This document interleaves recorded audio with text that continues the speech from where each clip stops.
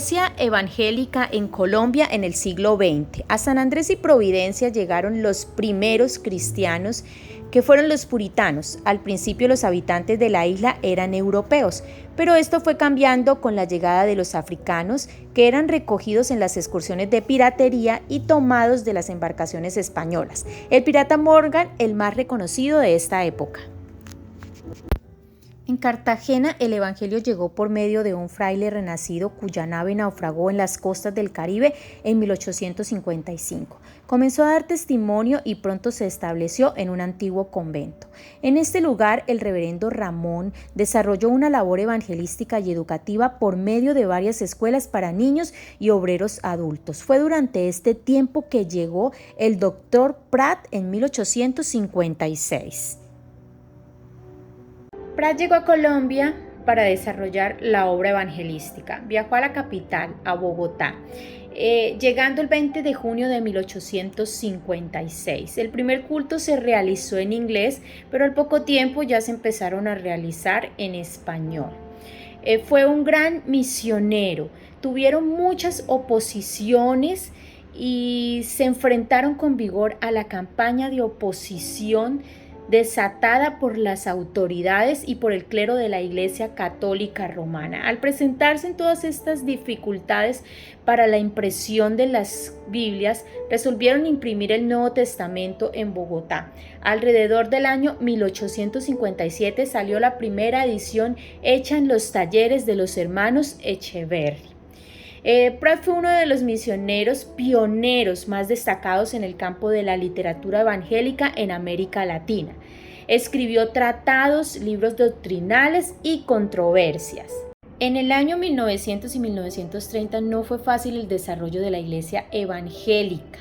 En 1930 el gobierno conservador había hecho muy difícil la formación de las iglesias protestantes. El trabajo no fue nada fácil por todas las trabas que colocaba el gobierno. La iglesia presbiteriana en Bogotá seguía creciendo y seguía dando testimonio.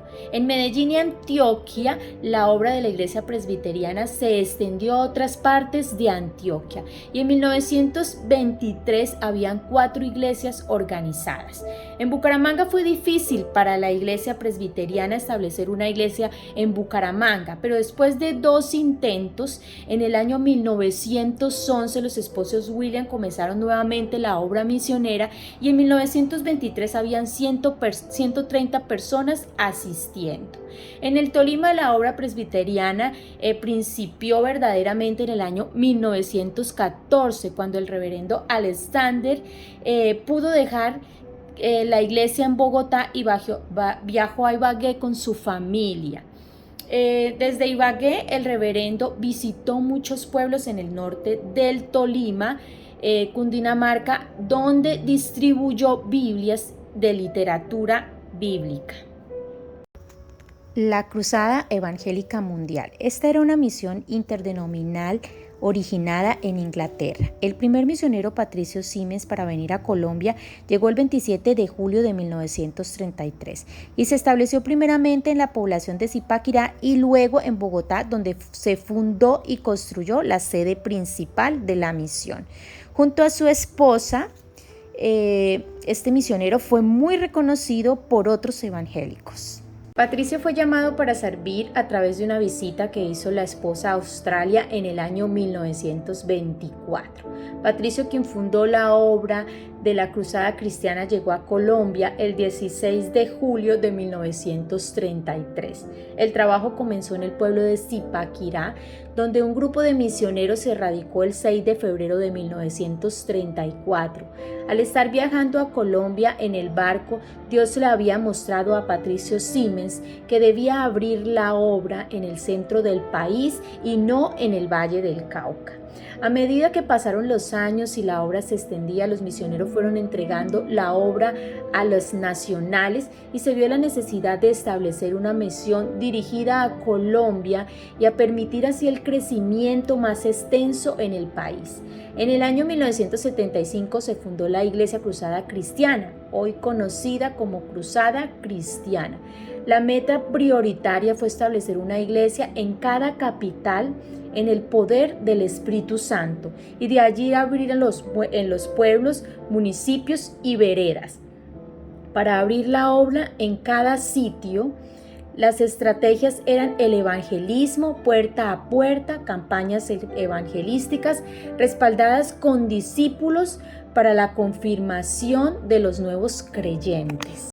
En 1921, la obra de las Sociedades Bíblicas de Colombia empezó a depender de la Agencia Bíblica del Caribe, que tuvo sus oficinas principales en la ciudad de Panamá. También hubo la necesidad de preparar pastores y maestros para la obra. La obra médica también fue fundamental. Se abrieron agencias misioneras, centros médicos, clínicas. La imprenta también tuvo un papel muy importante, tenemos la imprenta de la Buena Semilla, que es la Misión Cruzada Evangélica Mundial, la tipográfica Unión, que es de la Misión Metodística Wesleyana. Hubo también caos, hostigamientos, dificultades porque no permitían que la obra se llevara a cabo. También en los permisos que fueron bastante restringidos para los matrimonios no católicos. La Iglesia Católica se oponía a estos matrimonios, a que hubieran esos matrimonios civiles para los no católicos. Los resultados de la violencia fue algo muy difícil en este tiempo para los no católicos. Los hijos de los evangélicos eran rechazados en las escuelas, en los colegios. También las personas que morían eran rechazados para ser enterrados en los cementerios. Al igual también en este tiempo la violencia tuvo un resultado muy importante que afectó y vino la migración de las personas a otras regiones rurales, a pueblos y ciudades. La situación política en 1957, Rojas Pinilla convocó a una asamblea y una constituyente para reformar la Constitución. Fue bastante difícil para la iglesia evangélica en este tiempo, pero aún así ellos salieron adelante de esos tiempos difíciles de su violencia. Con ánimo siguieron adelante, habían aumentado en número y en su entendimiento de las enseñanzas de la palabra y estaban preparados para la situación nueva en el país.